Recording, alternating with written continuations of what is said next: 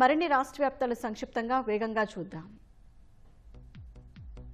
TDP కేంద్ర కార్యాలయం ఎన్టీఆర్ భవన్లో నెల్లూరు పార్లమెంటు పార్టీ నాయకులు సమావేశమై పార్టీ అనుబంధ సంఘాల కమిటీల నియామకంపై విస్తృతంగా చర్చించారు. యువతకు, మహిళలకు తగిన ప్రాధాన్యత ఇవ్వడం సహా వీలైనంత త్వరగా కమిటీల నియామకాలు పూర్తి చేయాలని నిర్ణయించారు.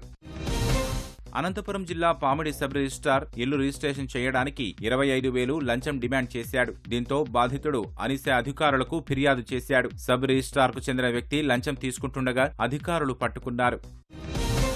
కృష్ణా జిల్లా నాగాయలంకలో గోడౌన్లో నిల్వ ఉంచిన 15 టన్నుల రేషన్ బియ్యాన్ని అధికారులు స్వాధీనం చేసుకున్నారు. గోడౌన్ యజమాని, లీజుకు తీసుకున్న వ్యక్తులపై విచారణ జరిపి 6A కేసు నమోదు చేయనున్నట్లు పీడీఎస్ డీటీ ఖాసింబాబు తెలిపారు. కృష్ణా జిల్లా ఉంగుటూరు మండలం ఓండ్రంపాడులో జిల్లా పరిషత్ రోడ్డు నూతన నిర్మాణం చేపట్టారు. గత 16 ఏళ్లుగా ఈ రోడ్డు గుంతలు పడి తీవ్ర ఇబ్బందులు పడుతుండగా కూటమి ప్రభుత్వం నూతన రోడ్డు నిర్మాణం చేపట్టడంపై స్థానికులు హర్షం వ్యక్తం చేశారు. శ్రీకాకుళం జిల్లా గార మండలం శ్రీకూర్మంలోని కూర్మనాథుని డోలోత్సవాలు అంగరంగ వైభవంగా ముగిశాయి. 3 రోజుల పాటు నిర్వహించిన ఈ డోలోత్సవాల్లో కూర్మనాథ స్వామివారి ఉత్సవమూర్తులను వేల మంది భక్తులు దర్శించుకున్నారు.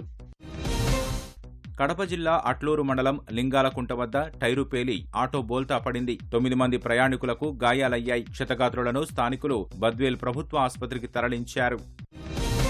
విశాఖ మురళీనగర్ సెక్టార్ 11 వద్ద గ్రూప్ హౌస్లో షార్ట్ సర్క్యూట్ కారణంగా అగ్ని ప్రమాదం జరిగింది. ఏసీ నుంచి మంటలు వ్యాపించడంతో ఇంట్లో ఉన్న ఫర్నిచర్, గృహోపకరణాలు పూర్తిగా దగ్ధమయ్యాయి. అగ్నిమాపక సిబ్బంది 2 రక్షించారు.